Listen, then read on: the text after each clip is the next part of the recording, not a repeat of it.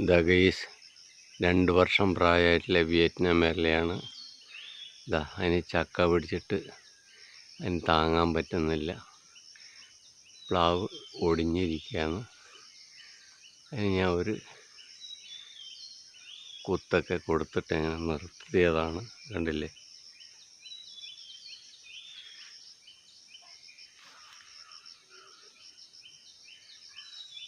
ചെറിയ പ്ലാവാണ്.